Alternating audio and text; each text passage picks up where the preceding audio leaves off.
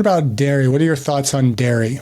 Yeah, so dairy is something that I think some people tolerate it and some people don't. So it depends on the individual when it comes to dairy. So some people are allergic to lactose, some people are allergic to lactose, and then also milk proteins as well too.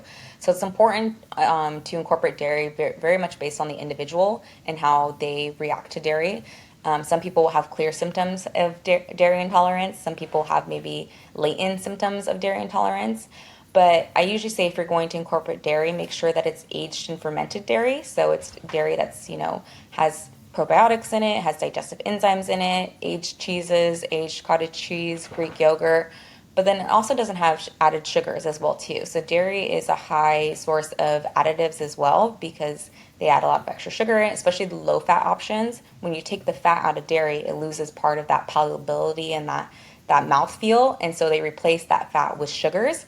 And so we could be unintentionally getting a lot of food additives and added sugar through dairy products. So if you were to prioritize for somebody who has no symptoms with lactose intolerance or any issues with dairy, what would you prioritize? This is the dairy, your go-to dairy, and then kind of take it down the scale a little bit. Yeah, I mean, if you want to do full milk, you can definitely do full milk. I think that if you're going to do milk, you want to do the full fat milk, especially because the fat is really critical for nutrient absorption within the milk as well too. Vitamin D, calcium, all those things need fat to be able to be absorbed. So when we're actually doing low fat or fat-free options, we're taking away a lot of the health benefits that could possibly be coming with that milk. So full fat milk, when we're doing things like butters, I think those are good options as well too, especially when it comes to cooking. They're one of the better options. So grass-fed, grass-finished butter.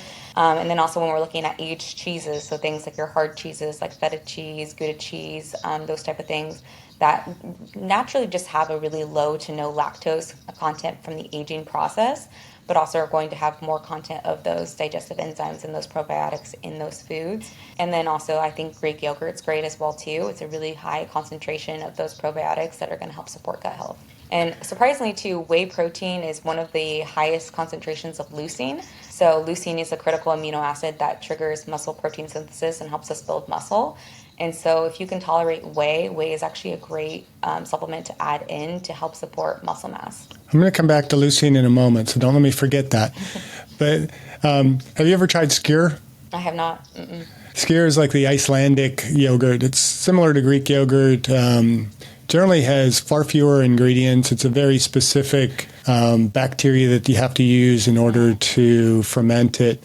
Kind of got on a skyr kick. Yeah. I really like it. It's low in sugar. Like What's that? Is it similar to like kefir? Perhaps a little bit. Yeah, but it still has a kind of distinct taste to it. It doesn't taste like sour creamy like Greek yogurt does if it doesn't have flavoring to it. Mm-hmm. So I've kind of gone down that avenue. That's my go-to dairy now because of probiotics and everything else. So